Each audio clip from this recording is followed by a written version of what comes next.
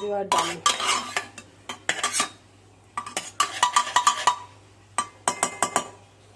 সবজি দিয়ে মসুর ডাল।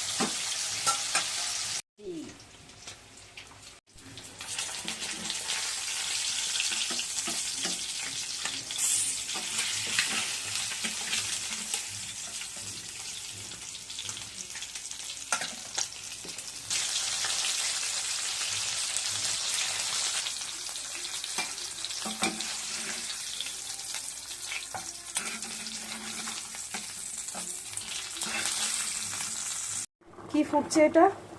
এটা ফুটছে হচ্ছে ওলকপি আর আলু।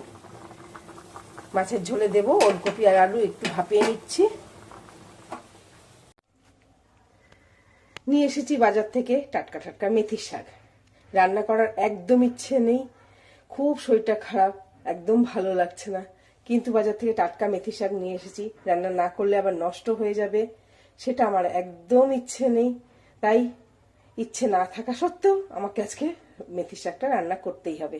তো শুরু করি মেথির শাক রান্না।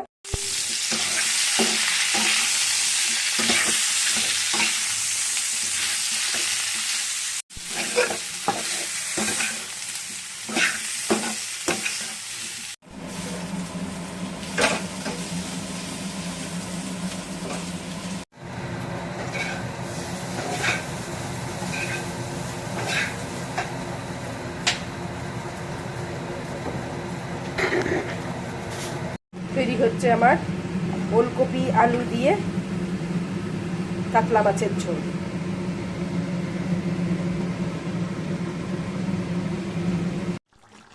ওলকপি আর আলু দিয়ে কাতলা মাছের ঝোল আমার রেডি। ঝোল একদম ঘন হয়ে গেছে, আলু ওলকপি সব সেদ্ধ হয়ে গেছে, ব্যাস আমার রান্না শেষ। মেথির শাক তো কত রকম ভাবে রান্না করা যায়, আজকে আমি এরকম ভাবে করব। মেথির শাক অনেক রকম ভাবে রান্না করা যায়, আজকে আমি আলু বেগুন দিয়ে রান্না করব মেথির শাক।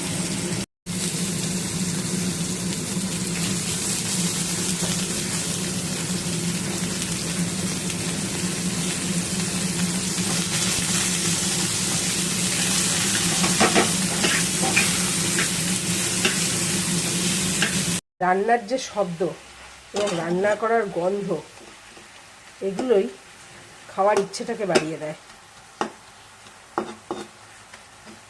আমি যদি কোনো রান্নার ভিডিও দেখি, সেখানে রান্না করার শব্দ, মানে কড়াইতে সেই রান্নাটা ছাড়লো, একটা শব্দ হলো, আমি তো আর তখন গন্ধ পাই না, কিন্তু ওই শব্দ দেখেই আমার খিদে পেয়ে যায়, খাওয়ার ইচ্ছে করে। আবার রাস্তা দিয়ে যখন যাচ্ছি, তখন হয়তো কোনোখান থেকে মাছের ঝোলের বা মশলা কষানোর গন্ধ এলো, সেই গন্ধ পেয়েই মনে হয় ইস, যদি খেতে পারতাম, আমার রান্নার তো এরকম গন্ধ বের হয় না, কি সুন্দর গন্ধ বেরোচ্ছে, খাওয়ার ইচ্ছে তখন জেগে যায়। বাড়ি এসে মনে হয় ওই রান্নাটাই করব, মানে শব্দ আর গন্ধতেই খাওয়ার ইচ্ছে দ্বিগুণ হয়ে যায়। তৈরি হয়ে গেছে আমার মেথির শাক, আলু বেগুন দিয়ে মেথির শাক।